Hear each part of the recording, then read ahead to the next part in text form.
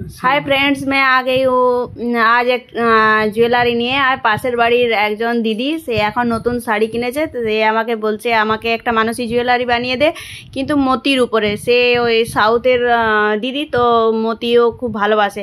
আর ওর শাড়িটার মধ্যে ময়ূর ডিজাইন আছে, তাই বলছে কোনো একটা ময়ূর চামচ দিয়ে আমাকে একটা হার বানিয়ে দে লং। আমি ঠিক আছে, ময়ূর তো চামচ আমার কাছে আছে, পেন্ডেন্টও আছে, ঠিক আছে তাহলে তোমার জন্য বানিয়ে দেবো।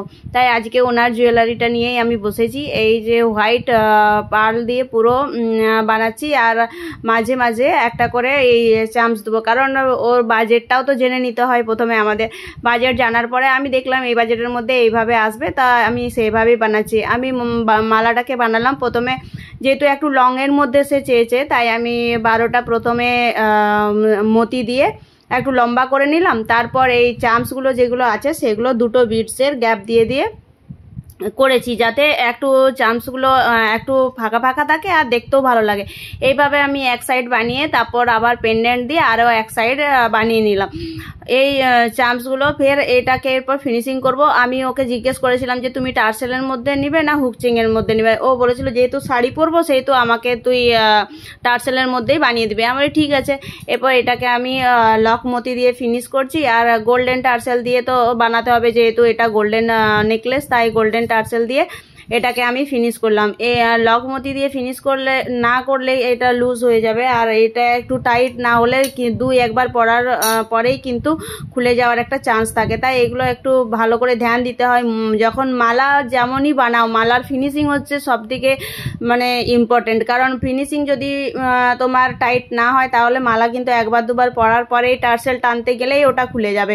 এরপর আমি এই একদিকটা আমার কমপ্লিট হয়ে গেছে মালাটা। এরপর আমি অন্য দিকটাও সেমভাবে লকমতি দিয়ে ফিনিশ করব।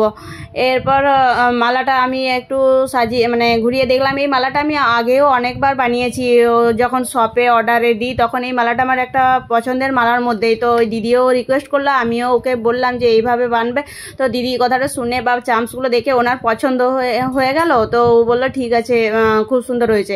এরপর আমি ইয়াররিংসে অন্য সময় আমি কি করি, হ্যাঙ্গিং ইয়াররিংস দিই। তো দিদি বললো না, আমি হ্যাঙ্গিং ইয়াররিংস পছন্দ করি না, তো তোর কাছে কি ময়ূরের কোনো মানে টপস আছে? আমি বলি হ্যাঁ আছে। তো এই ময়ূরের দুটো টপস আছে, আর আমি বলি তার টপসের নিচে কটা মতি দেওয়া হবে বা কতটা ঝুলবে সেরকম আমি জিজ্ঞেস করলাম। তো ও বললো যে 2 থেকে 3টে মতি দিবি, তো তাহলে আমার হবে। আমি দেখলাম দুটো মতি দিলে এই যেটা টপস আছে একটু বড় সাইজ আছে, তো দুটো মতি দিলে সেরকম একটা মানাবে নি, তাই আমি এটা 3টে মতি দিয়ে এভাবে হ্যাঙ্গিংটা করেছি। তো দেখতে মোটামুটি আমার তো ভালোই লাগছে।